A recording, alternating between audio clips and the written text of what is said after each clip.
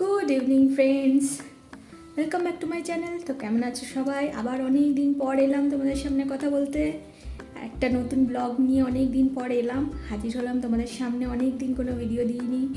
আজকে সকালবেলায় বরের সাথে মানে ঝগড়া করতে আমার ভালো লাগে না।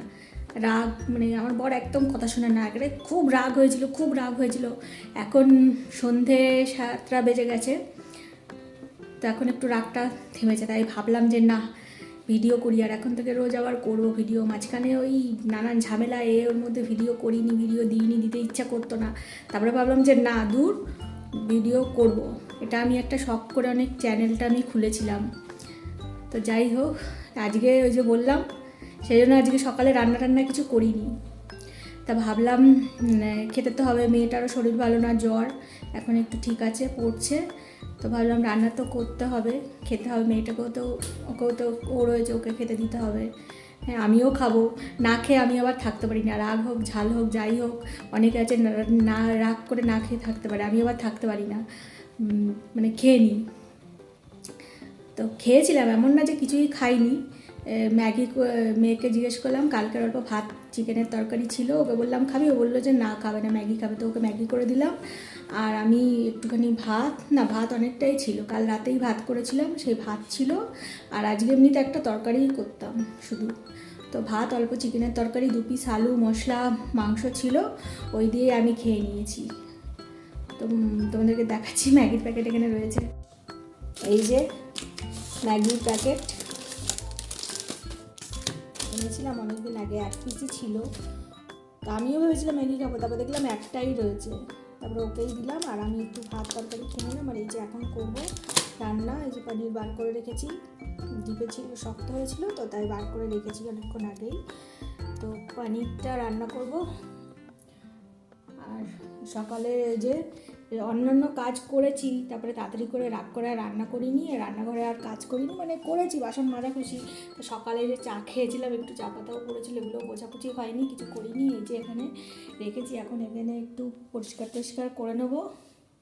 তারপরে এই যে দুপুরবেলায় বললাম না খেয়েছি, এই যে কটা বাসন আছে। আর এই সন্ধ্যেবেলায় চা খেয়েছিলাম। আর তো এখন এগুলো মাজাঘষি করে টোরে নিয়ে রান্না বসাবো। তো মাজাঘষি আর সেরকম কিছু দেখাচ্ছি না, দেখানোর ওগুলো কিছু নেই। তো এখন এই মাজাঘষিগুলো করে নেবো, এখানটা একটু পরিষ্কার করে নেবো, তারপরে এই পনিরটা রান্না করব। হালকা করেই রান্না করব, মেয়েরও শরীরটা ভালো না, একটু হালকা ফুলকাই ওকে খাওয়াতে হবে। ওর অনেক টেস্টও করাতে দিয়েছি। আজকে সকালে মানে খেতে চাইছে না, রোগা হয়ে গেছে, কীরকম গা গুলাচ্ছে, বমি পাচ্ছে, মাছ মাংস কিছু খেতে পারছে না। সেই জন্য ভাবলাম একটু কয়েকটা টেস্ট করাবো, করে নিই, কালকে রিপোর্ট আসবে, তো সেটা কালকেই দেখাবো। তা সেই জন্য বেশি করবো না, রিচ করবো না। এমনিতে বেশি রিচ আমাদের ভালো লাগে না, আমারও ভালো লাগে না, মেয়েরও ভালো লাগে না। গাজর টাজর দিয়ে একটু হালকা করে পনিরের ভেজ তরকারি একটা করবো এরকম। যেটা করবো মানে কি রান্না করছি খাবো, তখন তোমাদের সঙ্গে শেয়ার করবো। তো ঠিক আছে, এখন ফটাফট কাজগুলো করে নিই। আর এই বিকালবেলা উঠে ফ্রেশ হয়ে ছাদে কাপড় ছিল সব তুলে নিয়ে একটুখানি শুয়েছিলাম।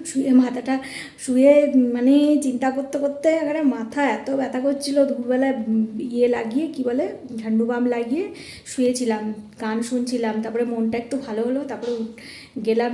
ঠিক আছে, কাপড় অনেকক্ষণ আগেই এনেছি, 4টের সময়। এখন বেশ গরম মানে পড়েছে, ঠান্ডাটা কমে গেছে। 4টের সময়ও দেখছি ছাদে বেশ রোদ, কাপড়গুলো শুকিয়ে গেছিলো, তাই নিয়ে আসলাম। তারপরে আবার একটু শুয়ে নিলাম, গড়িয়ে নিলাম, ঘুম হয়নি। তারপরে উঠে চা খেলাম, তারপরে এই সন্ধ্যেবাতি দিলাম, দিয়ে এখন রান্নাঘরে এসেছি। আর ভাবলাম ভিডিও করি। ও এসছে, কী করবে কে জানে। তো হেভি রাগ, বলিও না, আমি কাউকে বলি না সেরকম। ভাবলাম এই রাগের কথাগুলো সব এখানে বলবো। মানে আমার মানে সারা দুপুর মনে হচ্ছিলো যেন কাউকে পেলে ধরে বেঁধে শুনতাম, মানে শোনাতাম কথাগুলো। সেরকম আমার বলার কেউই নেই, মনে হচ্ছে এখানেই। তারপরে মনে হলো এখানেই তো আমার বলার জায়গা আছে।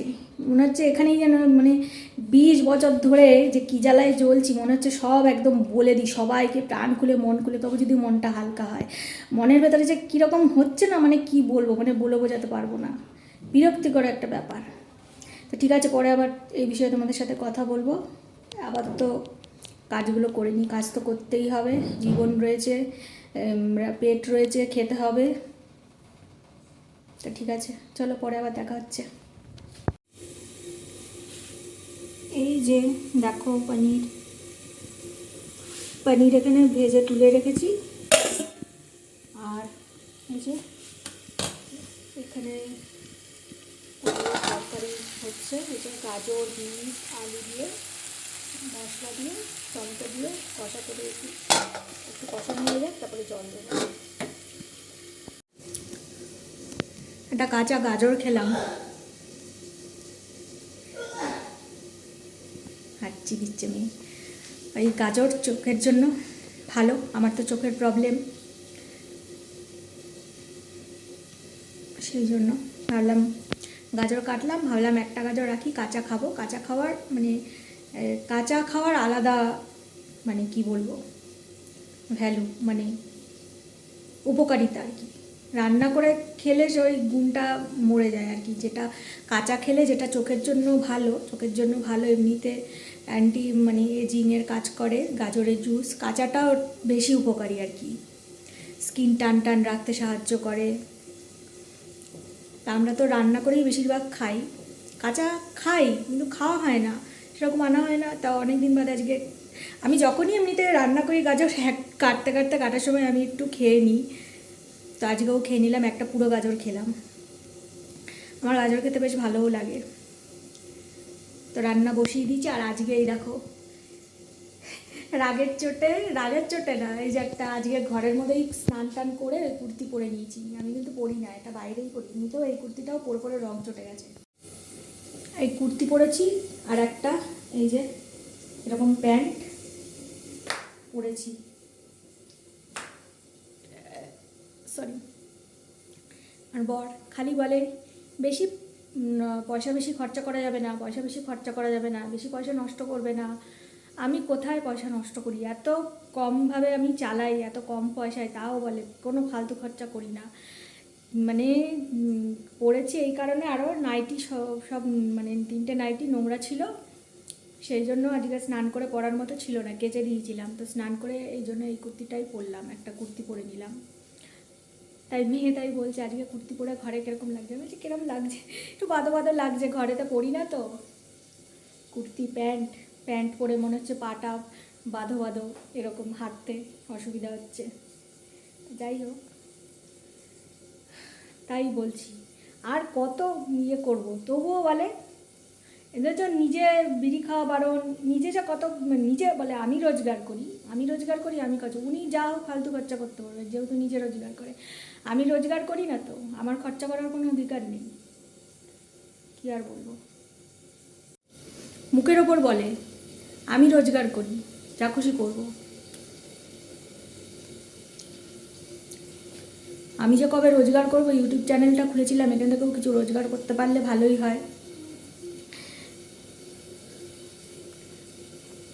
মেয়েও বলছে তোমার তো ইউটিউব চ্যানেল থেকে কিছু হচ্ছেই না।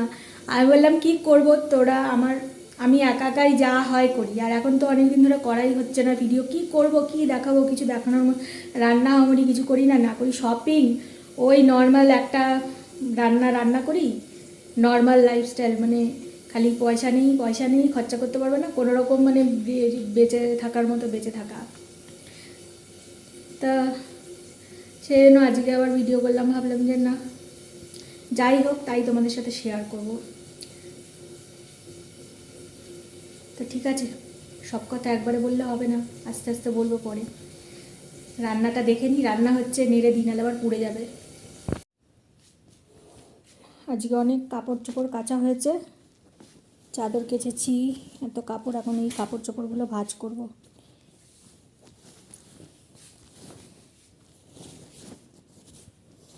আর এই যে আমি দেখাচ্ছি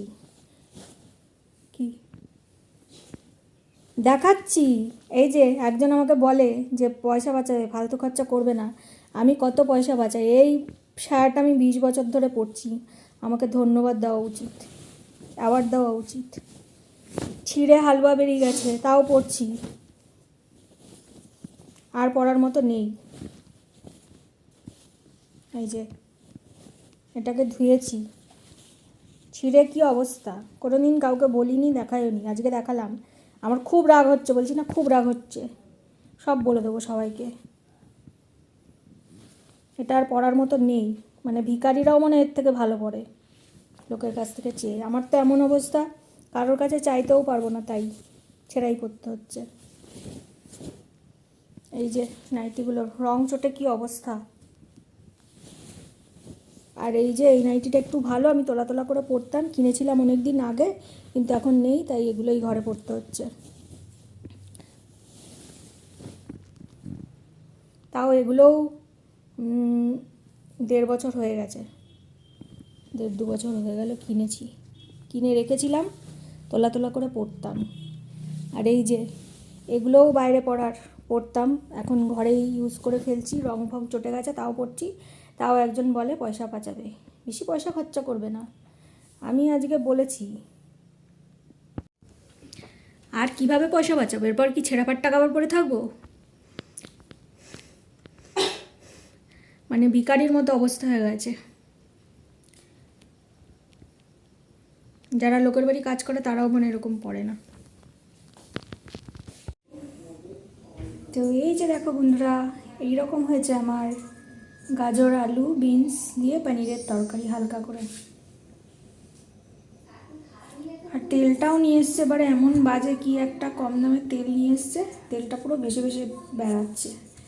অল্পই তেল দিয়েছি, তাও কেমন জানি ভেসে ভেসে রয়েছে তেলটা, আর ভীষণ চিপচিপে চিটচিটা টাইপের, কী আর করা যাবে। তো ঠিক আছে বন্ধুরা, আজকের ভিডিও ছোট্ট এইটুকুনি করলাম, এইটুকুনি রাখলাম। এখন খেয়ে নেব, ব্যাস এই তো। আর কি, খেয়ে দিয়ে একটু টিভি দেখবো, তারপরে শুতে চলে যাব, আর কিছু দেখানোর নেই। আর এখন বেশি কিছু বলছি না, তো ঠিক আছে, বাই বাই, গুড নাইট, আবার দেখা হবে আরেকটা নতুন ব্লগে। আর ভিডিওটা ভালো লাগলে লাইক শেয়ার আর কমেন্ট করে জানিও। Thank you.